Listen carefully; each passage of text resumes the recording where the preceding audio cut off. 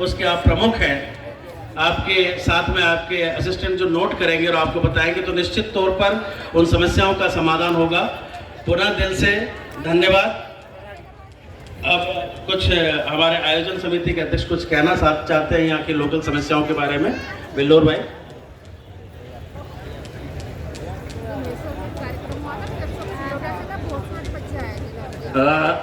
हमारे बीच में हमारे खंडवा बुरहानपुर संसदीय क्षेत्र के लोकप्रिय सांसद जी दादा ज्ञानेश्वर पाटिल जी हमारे बीच में उपस्थित है। मैं चाहूंगी कि आप उनसे परिचित हो जाए, क्योंकि हमारा बहुत ज्यादा सहयोग कर रहे हैं दादा ज्ञानेश्वर पाटिल जी।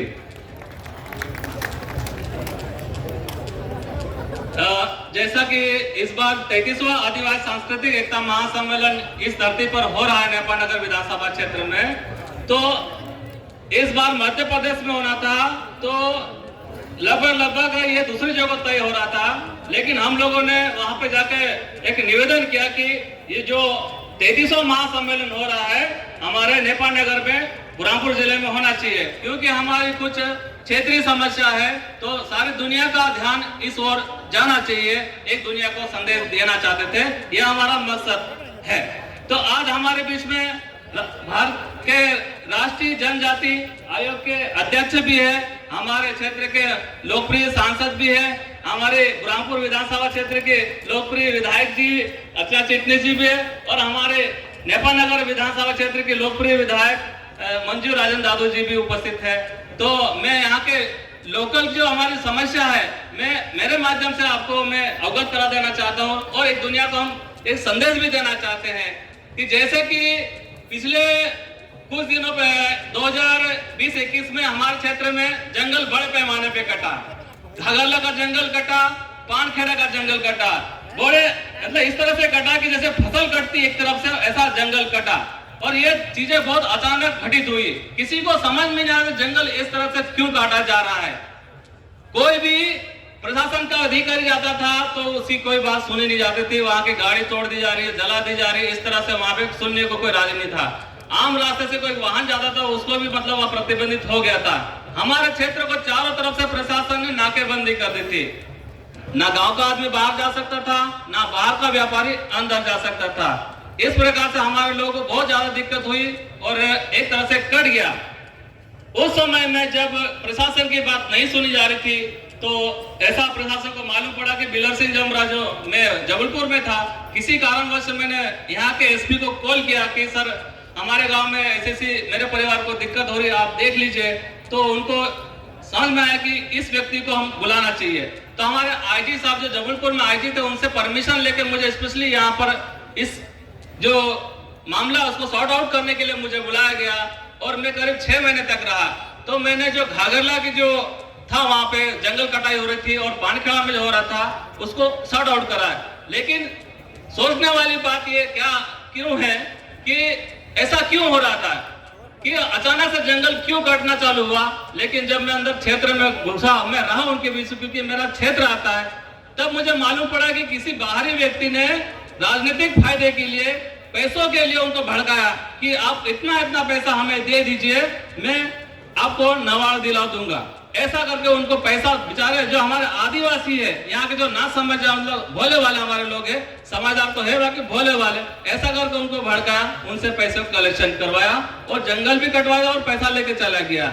और लास्ट में क्या हुआ, जब प्रशासन ने जो कार्रवाई करी तो हमारे जो सैकड़ों मकान टूटे, कई लोगों के ऊपर बल प्रयोग भी हुआ और झेलना हमें पड़ा। यहाँ तक कि प्रशासन की कार्रवाई इतनी हुई कि चारों तरफ से नाकेबंदी करके 1-1, 2-2 महीना तक लाइट बंद थी, हेडपंप उखाड़ लिए गए, हमारे कुएं उसको जेसीबी से भर दिया गया। और जो हमारे लोग जो बेचारे गरीब थे, जो महाराष्ट्र और गुजरात में मजदूरी करने गए थे, उनके घरों में ताला लगा था, उनका कहीं से गए थे, उस जंगल कटाई में कई बेचारों का कुछ नहीं था, उनके भी घर तोड़ दिए गए। तो कहने का हमारा मकसद ये है कि ऐसी कोई घटना होती है तो हमारे जनप्रतिनिधि है, हमारे जो मुखिया, हमारे पालक है, कोई ऐसी शुरुआत में अगर जाके उनसे संवाद स्थापित करे, उनसे बैठ के बात करे, तो कोई ऐसी घटना होने से पहले शुरुआत में हम उसको रोक सकते हैं। क्योंकि आज दुनिया को जंगल की, पहाड़ों की, नदियों की आवश्यकता है। इसलिए 33वां आदिवासी सांस्कृतिक एकता महासम्मेलन यहाँ पे आयोजित किया जा रहा है। हम दुनिया को संदेश देना चाहते हैं कि हमें जंगल बचाना है, पहाड़ बचाना है, नदियां बचाना है। और हमारे क्षेत्र में 90 के दशक से जो नवाड़ की जा रही है, जो पुरानी जमीनें हैं, और जबकि हमारा क्षेत्र है, जब नेपाल मिल की जब स्थापना हुई 1950 के आसपास जब मिल बना था, तो हमको खरगोन, बड़वानी, धार, झाबुआ से यहाँ पर प्रशासन के द्वारा यहाँ पे बसाया गया था। उस समय बेगारी प्रथा चलती थी। हमको कुछ जमीन दी गई, 5-6 एकड़ जमीन दी गई, बदले में हमको यहाँ पर कागज कारखाना बनाने के लिए साल का वृक्ष, बांस का वृक्ष लगाने के लिए हमको मतलब बेगारी में, मतलब बिना मजदूरी के हमको वहां पे मजदूरी करना पड़ता था। इस प्रकार ये मांडवा है, बागड़ी, तमाम आसपास के गांव यहाँ पे बसाए गए। हमारे पुरखे जो है आजादी के बाद से ही यहाँ पर है। तो ऐसा कुछ लोगों को लगता है कि बाहरी के लोग हैं यहाँ पर, बाहर का कोई नहीं है। हम आजादी के बाद से यहाँ पर स्थापित है। क्योंकि आजादी के पहले कोई ऐसा राज्य मध्य प्रदेश, गुजरात, महाराष्ट्र ये जो है सीमाएं हमारे लिए नहीं थी। ये राज्य तो बाद में बने हैं। हमारे जो पूर्वज है एक स्थान से दूसरे स्थान आवागमन करते रहे, हमारे लिए कोई सीमा नहीं है। तो इसलिए मैं प्रशासन से इस मंच के माध्यम से निवेदन करता हूँ कि हमारे क्षेत्र का जो 2005 का जो वन अधिकार अधिनियम है उसके अनुसार उसको जो नियम बना है हमको उसको सही तरीके से पालन किया जाए। क्योंकि हमारे क्षेत्र में, बुरहानपुर क्षेत्र में 11,000 के आसपास जो वन अधिकार के जो दावे भरे गए थे, जो 90 के दशक से कर रहे हैं, उनको निरस्त कर दिया गया। हम चाहते हैं कि जो पुराने जो दावे हैं उसको सही तरीके से वनाधिकार जो पट्टा है उनको मिल जाए, और जंगल को भी, जो बचा हुआ जंगल उसको भी सुरक्षित करें। हम भी उसमें सहयोग करें। हम जंगल बचाने में पूरा हम सहयोग करेंगे। और जनजाति आयोग के हमारे राष्ट्रीय अध्यक्ष दादाजी आए हैं यहाँ पे, मैं उनसे भी निवेदन करता हूँ कि हमारा महाराष्ट्र बुल्डाना जो हमारा इस क्षेत्र है, वहां पर हमारे आदिवासी भाई बहन उनको जो जाति प्रमाण पत्र बनाने में दिक्कतें जा रही है, दादा से मैं निवेदन करता हूं कि उस तरफ भी ध्यान दें। क्योंकि हमारे भाइयों का, बच्चों का नौकरी में और भी जगह में उनको आरक्षण का लाभ नहीं मिल रहा है। तो दादा से मैं निवेदन करता हूं उस तरफ भी ध्यान देंगे।